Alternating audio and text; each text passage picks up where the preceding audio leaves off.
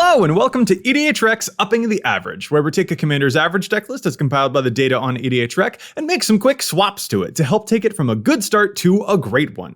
We all know that there's really only one way that I can intro this video. It's Morphin time!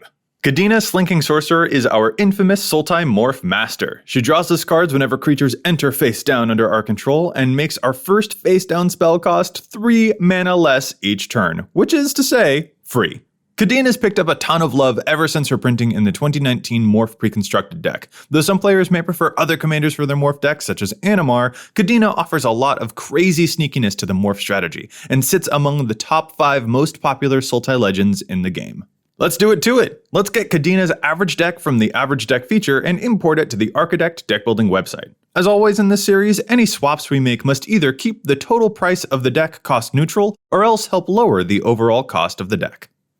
This average list is tight. There's a lot to love here. By and large, it seems that players have converged upon the most effective morph creatures for games of Commander, and they're basically all present here. Kadena happens to be one of the decks amongst my family meta, and I can personally attest to how ludicrously tricky she can be. When every creature is basically a Yu-Gi-Oh! Trap card, you literally never know what to expect. And while it may not look like it at first, the effects on these creatures are shockingly effective. Even the smallest ability can completely push enemy plans off track when they don't see it coming.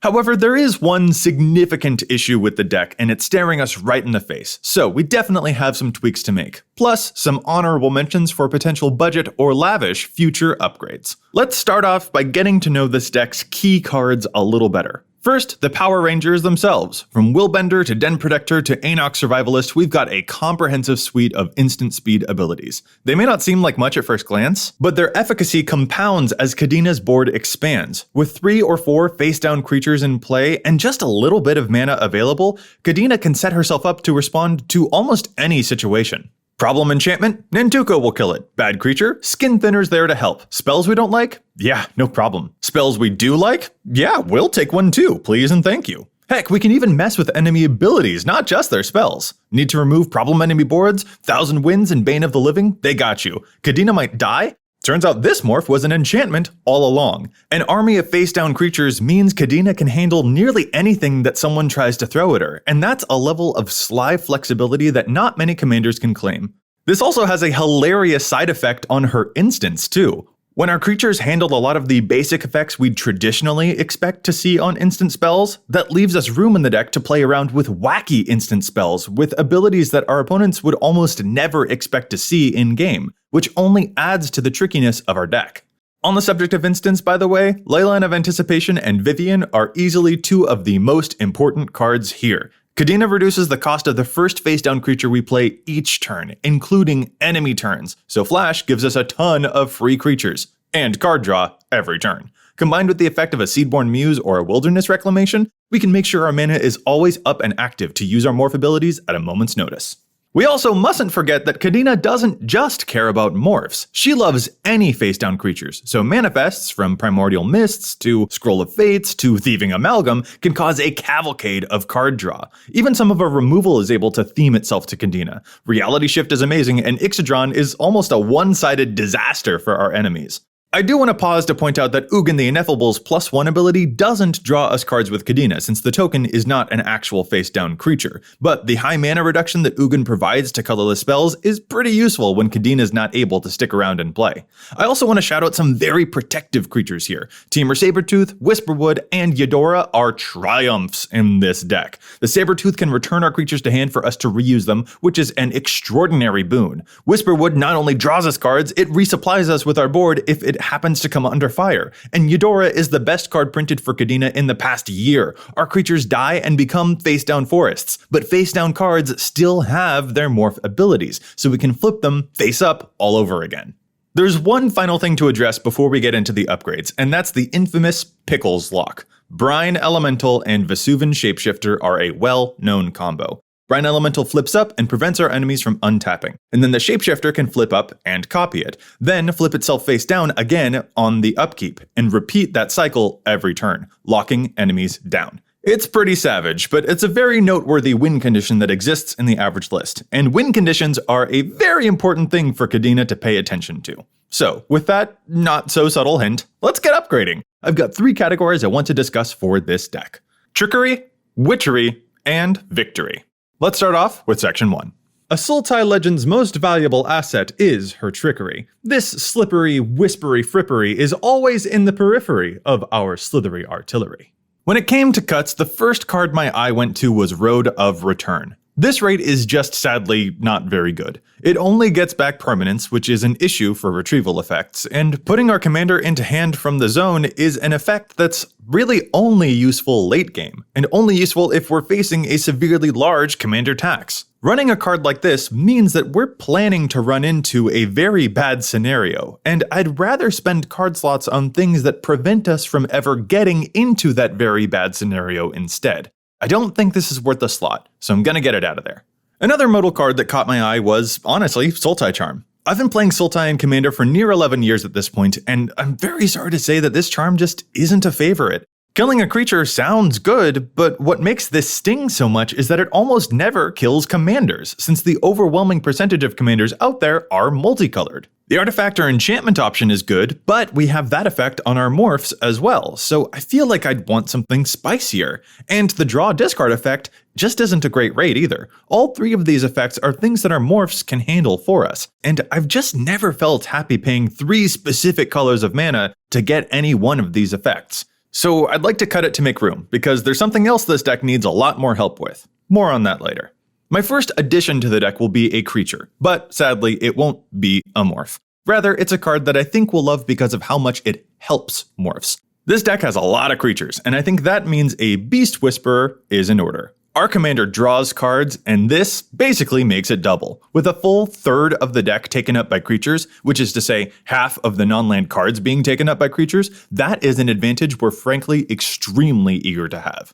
Since we're talking creatures, let's get to the actual morphs themselves. Like I mentioned earlier, the vast majority of amazing morph creatures are present here, and I'm extremely happy with the selection. There's only one morph creature that I don't think necessarily keeps up with the rest, and that's Unblinking Bleb. The Scry is a nice idea, but I never found it crazy impactful. I much prefer the morphs that interact with our enemies in interesting ways, since it forces them to stay on their toes, and the Bleb just feels a little too self-indulgent.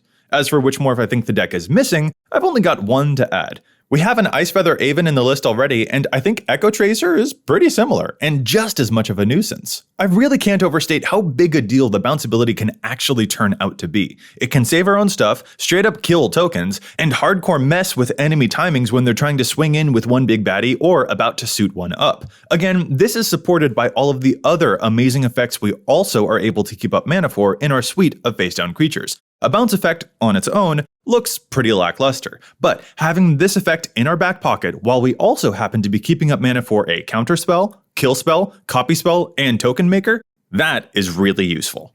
Oh, and you know what? As long as we're talking about bounce, I gotta shout out one of the trickiest cards of all, Crystal Shard. This card is such a pest! Opponents have to be careful to leave up mana or else we will send their commander away. But that's not even what makes this card so good. Just like the Temur Sabertooth we already have in the list, we can send our own creatures back to hand to replay them face down once again. This can catch us back up on cards, redo fun effects, it's incredible. An artifact that works as removal and as a refueling agent? A+.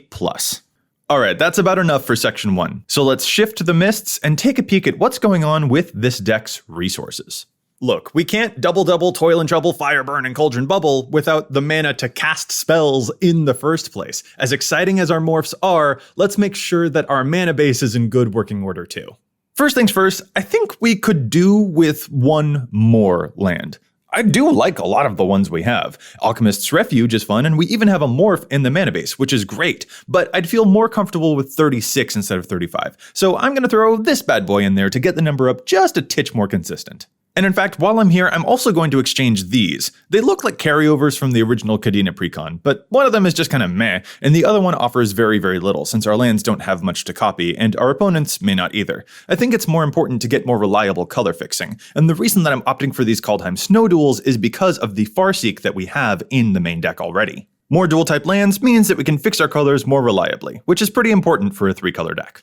We then turn from the lands to a discussion about the ramp, and that brings me to this here Tempt with Discovery. If we had a must-have land in the mana base, I'd be more inclined to keep this card. But even if that were the case, there are more beneficial spells that could tutor out specific lands than this one. I'm dubious about Tempt with Discovery, because Kadena is so tricky that I don't think she makes for a very tempting offerer. This could come down to your playgroup. Maybe you always get 4 lands in your games with this, and power to you if you do. But my experience with Tempt has often yielded really inconsistent results, and invokes far too much suspicion. And for this deck specifically, I am way more interested in getting 2 mana ramp effects than I am 4 mana ones. It's really clutch to get Kadena down on turn 3 so that she can get free morphs into play ASAP, and start drawing tons of cards right away. So I'm removing the Tempt, and I'd opt to replace it with a Dimir Signet, but it turns out that card is out of budget. I'd go for a Felwar Stone or a blue-black Talisman, but even those have a pretty big markup these days. So to stick within budget, I'm going to go for the other cheaper Talisman. But keep your eyes on the other possible options for sure. Turn 3 Kadena is a big deal, so sculpt your ramp around that as you upgrade the deck in the future. That's actually all I've got for Section 2, so let's get right into the most important part of this deck. Let's talk about win conditions. If you poke around the internet to take a look at Kadena decks online, one of the first things you're going to find are a bunch of players asking how to make this morph deck actually win the game. Kadena is infamous for generating tons of value, but not necessarily being able to close games down, and that is definitely something that we've got to address. Win conditions were a problem for this deck right out of the box. The precon itself only contained 2 cards that I think could justifiably qualify as game-ender spells, and one of them is Biomass Mutation, which is a very strange card. This deck ends up with tons of random 2/2s and 1/1s, and one of the best ways to actually close out a game with them is to make them massive, because their sheer volume can definitely overwhelm our enemies. We just don't have enough of those pump-up effects in the deck yet. And more importantly, a lot of the most classic examples of game-ending pump spells are way out of budget. Again, hang on to the end for honorable mentions for lower and higher budget future upgrade options. But for now, what do we do? Aside from the Pickles lock, how can we find some inexpensive cards that will help us close out games, rather than just spin our morphing wheel of value over and over again? How do we win? Well, before we can add, we have to cut, and this is where I'm going to be critical about the creatures again. Temur War Shaman has truly not impressed me. Kadena doesn't discount it, and the Manifest draw is not enough benefit to justify a 6-mana creature when so many of our other creatures cost us no mana at all. Plus, the fight ability is pretty bad when so many of our morphs are tiny on their front faces. On a related note, I also have to admit, in my testing, I personally didn't find Sagu Mauler that impactful. It's just big. Hard to target, yes, but not punchy enough to really get us where we need to go. And what we need is a way to pump up an army that goes wide, rather than a single, semi-big creature. There are 2 more cuts I'm making here, and this is where things start to get complicated. Let's talk about Ixidor and Forsaken Monument. These cards pump up our creatures when our creatures are face down. That sounds good in theory, but I think these are secretly kinda bad. Why pump just our face-down creatures when we could pump all of our creatures, including the ones we turn face-up when we need to interact with something nasty our opponents just tried to play? Conditional buffs are a liability. These would be fine if their other abilities were also worth it, but in my experience, they kinda aren't. Ixidor turns things face-up for 3 mana? That's already pretty much the rate that we're used to for most of our morphs. Heck, some of them turn face-up for 1 mana. Meanwhile, Forsaken Monument gives us a little life, but not enough to change the tide very dramatically, and it doesn't have enough colorless lands to provide a significant mana boost either. And if we tried to include more colorless lands to make that bonus more impactful, we'd end up color screwing ourselves, which is a big problem for a 3-color deck. I think a world definitely exists where these cards are very useful for a specific kind of Kadena deck. My problem with them here is that their bonus disappears as soon as we need to actually use our morphs, which kinda happens decently often. But if you're building a deck that wants to focus way more on the face-down aspect of morph creatures, then I think it would serve you well to commit to it way more. Muruganda Petroglyphs and Vela will greatly amplify that strategic direction. That isn't the direction that I think this current list is set up to take advantage of though, so I am going to opt for a different approach, and that means cutting the Monument and the Ixidor for more lethal pump that helps out the entire board. There are expensive options out there, but remember, we're sticking in budget, so I'm going to suggest Blossoming Bogbeast and Endray's Forerunners. It's not uncommon for a Kadena deck to wind up with 11 or 12 bodies in play, and it needs a way to make all of those lethal. These pumps look small, but spread across a ton of bodies, it's the kind of thing that we need to truly land a final, lethal push and end the game. And best of all, we've got cards that can copy them or bounce them back to hand so that we can always reuse these effects over and over.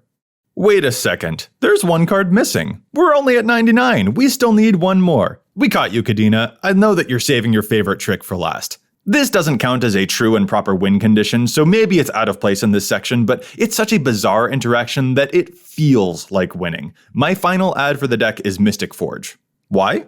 Because it can cast face-down colorless creature spells off the top of our deck. The official rulings on the Wizards Gatherer website clarify that we can cast morphs off the top with the Mystic Forge, which makes it a machine for card filtering and creature gathering. It's a tricky interaction, and the exact rule reason why it does work still honestly eludes me. But that's exactly what Kadena is all about, being tricky and elusive. Alright, let's briefly touch on a few honorable mentions for the deck. If you're playing on a tighter budget, where are some places you can tweak this list to adapt more easily? Well, these are the 3 most expensive cards in the deck. I think it's important to note that Seedborn Muse was in the official precon with Kadena though, so it's likely that Kadena players own that one too. So rather than suggest a swap there, I'm gonna go for the 4th most expensive card in the deck that didn't come in the precon, and that's Leyline of Anticipation. So for swaps, the Triome you can of course swap for basically any cheaper land. Don't worry about hyper expensive mana bases if you don't want to. They're cool, but they don't need to be a high priority. As for the Cyclonic Rift, that's a swell card with a swollen price tag, so if we're looking for mass removal, I'd honestly opt for a Wrath that has kind of become one of my personal favorites even outside of budget builds, Deadly Tempest. I've genuinely managed to KO players with this card before by punishing their hubris. If someone else is dominating the board and we haven't been able to keep up, this will knock them down a peg or two, and it gets us farther along in the damage department, which, as we mentioned before, probably too many times at this point, is the area our deck needs the most help with. Finally, Leyline isn't as ludicrously expensive as it used to be, but if you don't want to spend $8 or $9 and would rather go for an option that only costs 2 or 3, Teferi could be right up your alley. He still lets us get free flash spells with Kadena every turn, but he also stops our opponents from messing around at instant speed at all. He can be a smidge tough to cast, and he draws quite a bit of attention to himself. But Kadena's got a bunch of face-down creatures at the ready if people try to give Teferi any grief. What about the flip side? What if you're upgrading the deck beyond this budget? Well, no conversation about Flash can be complete without an acknowledgement of the Orrery, which is now something like $40? Insane. Kadena loves it if you can get one though. This isn't the only artifact to look into either. We literally skipped Mana Rocks earlier in the video because even these cards were out of budget, sitting at $2 to $4 a piece. Definitely prioritize these if you can. Like I said before, turn 3 Kadena is a beast. A card I also wish I could have added to this deck, but which is now something like $14, is Guardian Project. Get this one as soon as you can. Morph and manifest creatures don't have names. They are nameless, non-token creatures, which means they don't share a name with anything at all, so they will trigger the Guardian Project. Excellent. And finally, the biggest upgrades for the deck will be those win conditions. Craterhoof Behemoth, Triumph of the Hordes, and Finale of Devastation are all top-end cards that could help Kadena seal the game way more reliably. But they're all very, very pricey. Even some of the homelier options like Thunderfoot, Beastmaster Ascension, and Pathbreaker are out of budget too, but I highly, highly recommend getting them for this deck if you can. Kadena has so many creatures out there, and they can't wait to get swole. With powerhouses like these, Kadena will never struggle with ending the game ever again. Alright, I think we're good there. Behold our final Morph-tastic deck. You can find a link for the list in the description box below with the cuts and the maybe board. I hope you've had a fantastic time with Kadena, a commander who is truly the Sultai ethos made manifest. If you have any other recommendations for cards that you think your fellow Morph players ought to play in their Kadena decks too, make sure you leave your suggestions in the comments below. And as always, thanks so much for watching.